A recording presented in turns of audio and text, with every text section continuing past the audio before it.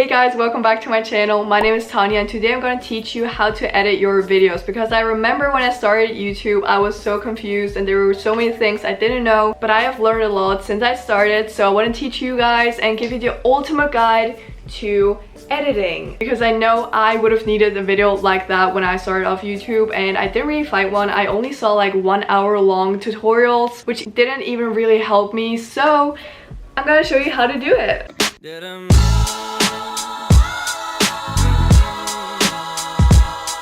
Okay, so we're starting off with a rough cut. I would recommend to always rough cut your videos because it will save you so much time later. And even though it's like the least fun part of editing, or at least in my opinion, I would always recommend you to do it. What I always do is just like import all of my videos and take all of them into my timeline and go through them and just cut out all of the parts I don't want. But you don't have to put them into your timeline. You can also leave them there and just select the parts you want. Wherever you want your clip to start, you press I, and wherever you want it to end, you press O, and then it only selects this part of the clip. But if you do put the clips in your timeline, you can cut them with pressing Command B. So when I finish my rough cut, I sort out the clips and decide which clips I want to keep and which I don't want to keep. So I just delete everything I don't want to have and just kind of make like a final selection. So the next step is to add a song. This will make your video so much better. I used to not add music to my videos, and now when I watch them back, I feel like it's so empty and so much more boring to watch the videos. So always make sure to add music. It will make such of a difference. So what I used to do, and I feel like a lot of YouTubers still do that, is just look for not copyrighted music on YouTube. I would not recommend that because I only found like maybe 6 songs which I actually liked, and most of these songs are so overused because everyone uses them. I feel like no one knows how to look for music, so I'm here to help you. I use a website called Thematic and I love it so much because all of the songs on there aren't copyrighted, so you just don't have to worry about the music getting copyrighted or your video getting blocked or demonetized. And it also has really good songs in my opinion. It's also free. It will make your life so much easier, so check it out. Just always make sure to credit the owner of the music so you won't get like any issues. So yeah, that's how I find my music, and here's a list of songs which I like to use for my videos. So that's how I find the music for my videos, but you can also use the audio library in the YouTube studio. I think there's some good stuff too, but I just prefer Thematic. That's all I got to say about music. So moving on to effects and how to make your videos more watchable and more entertaining. I even made a list with all the effects I use and in what situations I use them because I don't want to waste your time. I don't want to make this as informative as possible and as helpful as possible, so I came prepared and I made this list. So let's get started. So for funny videos, I usually just zoom in, and I do this with keyframes. So basically what you do is go to the clip and click on the part where you want to start zooming in, and then you click on transform, that's right below your video on the left, and then you click on keyframe, which is on the top left, and you go back to your clip and go to the part where you want the zoom to end. And when you selected that part, I usually make a cut there, so Command B, and go 1 frame back, and then you can transform your clip and go really close to your face or on whatever you want to zoom in, and that's how you zoom in. It's really simple, and it's what I use the most for like funny videos because I don't know, that's just my type of humor. I don't use effects that often. I mean, I do sometimes, but like not that many. But I still picked out all the effects I see in a lot of other YouTube videos, so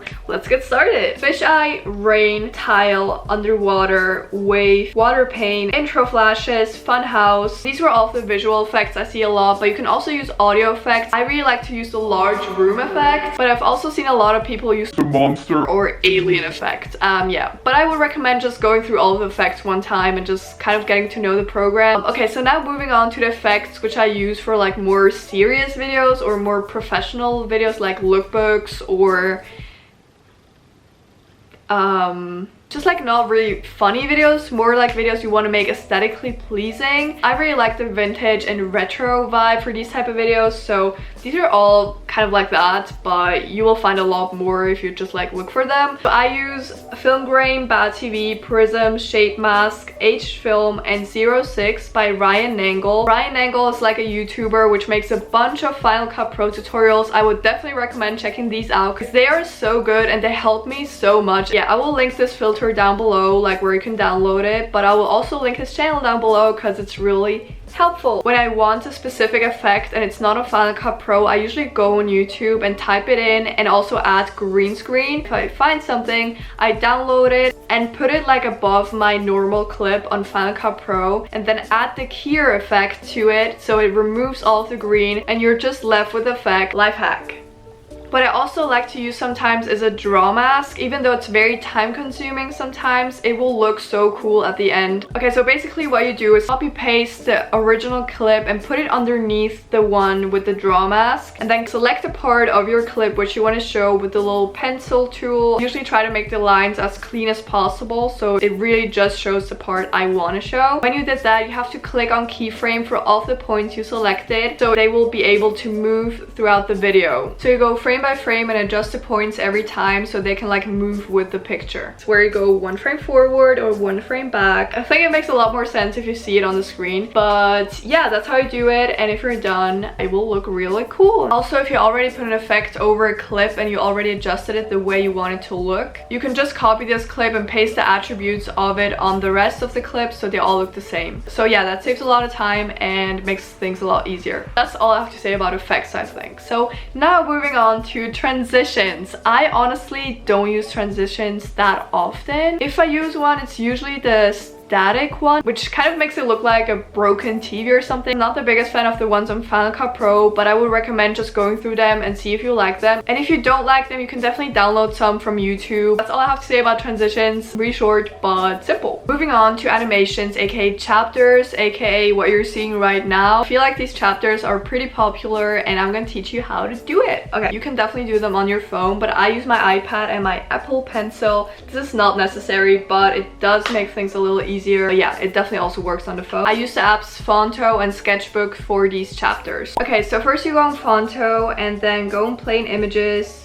select the white one and go on color, select any color you like. I'm gonna go with pink, apply. Then go on the format and custom it to 16:9. Then use it. Now you can just add text with clicking on it, and I'm going to do animations. And now you can basically do whatever you want to with this text. I usually go in font, change it. You can also change the color and style, make it red or add a stroke. Yeah, you can do whatever you want to. I'm gonna make the text white and add a pink stroke, but you only have to use Fonto if you don't want to handwrite your text. If you want to handwrite it, that's totally fine too, and probably looks cooler at the end, but I don't really like my handwriting and it takes me a lot of time to do it, so I prefer going on Fonto and just typing it in. Then you save the image and go back and slightly change the way it looks. As an example, I'm gonna go in style and change the color of the stroke, so I'm gonna make it purple and slightly move the text, and then you're gonna save it again. So when you save these pictures, you go in Sketchbook and go on New from Image, Import from Photo, and select one of these 2 pictures you just saved from Fonto, and select the pen you want. I chose the glow neon, and then just like draw something. I chose to draw stars, roughly paint them. It doesn't have to look that good. Then you add a new layer, put it in the middle of both of these, and kind of make a green screen out of it. Then you go in the first pictures, which we imported from Fonto,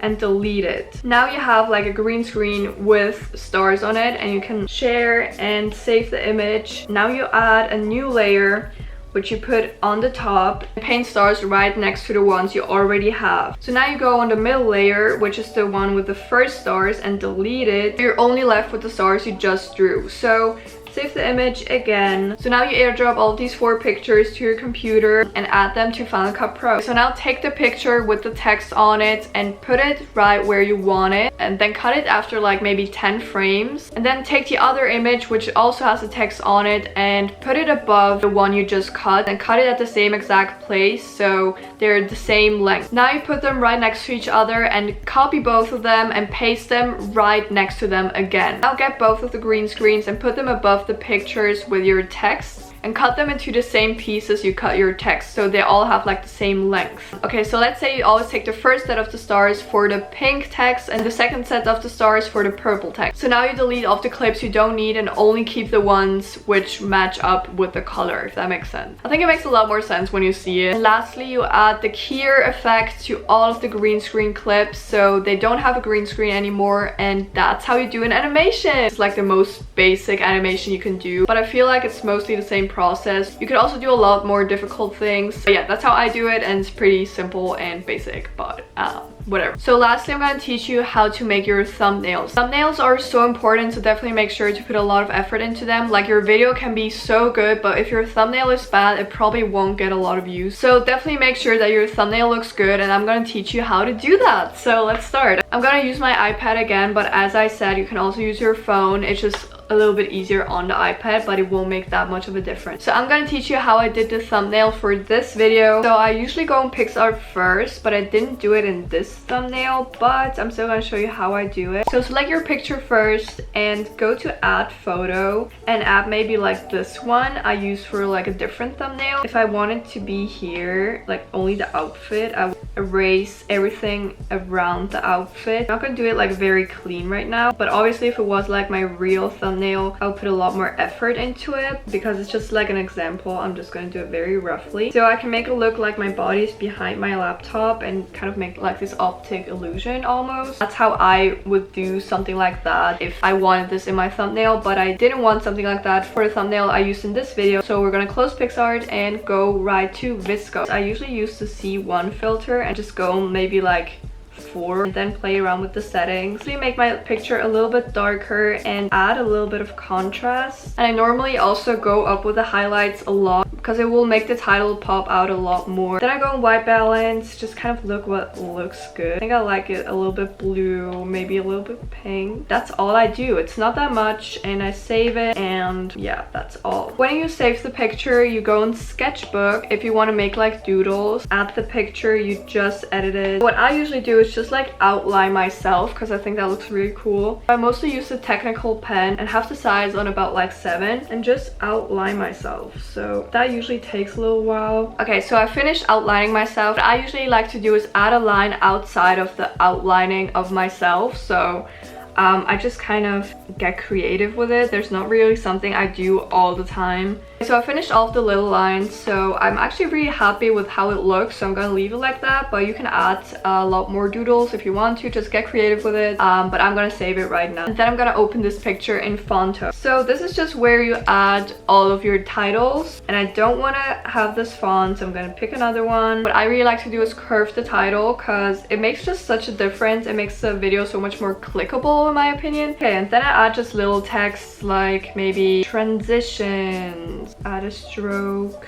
go in alpha, put the blur down and adjust it so that it fits. I'm gonna add a lot more of these little texts. So now we just need to add the Final Cut Pro logo. So what I did to find that is just go in Safari and type in Final Cut Pro logo PNG. Okay, so that will most likely show you transparent pictures. So I go in the first one, click on it, go to the website, and this usually allows you to download the logo, so I'm going to download it. And then you open it and click on save image. So then you just have to go back to Fonto, add image, select it, and here it is. And if you can't find one with a transparent background, you can just go to PixArt and erase the background, but this will make it a lot easier. I'm gonna adjust it now and put it where I want to. I'm gonna save the image now, but this picture you just saved will most likely be too big to use as a thumbnail. So I usually just go to Canva and put it in there, and then download the exact same picture again, and this will make the size perfect for a thumbnail. So yeah, that's how I edit my thumbnails and my videos. I really hope you guys enjoyed this video. If you did, don't forget to give it a thumbs up. I really hope I was able to help you guys out, and yeah, I'll hopefully see you in my next video. Goodbye.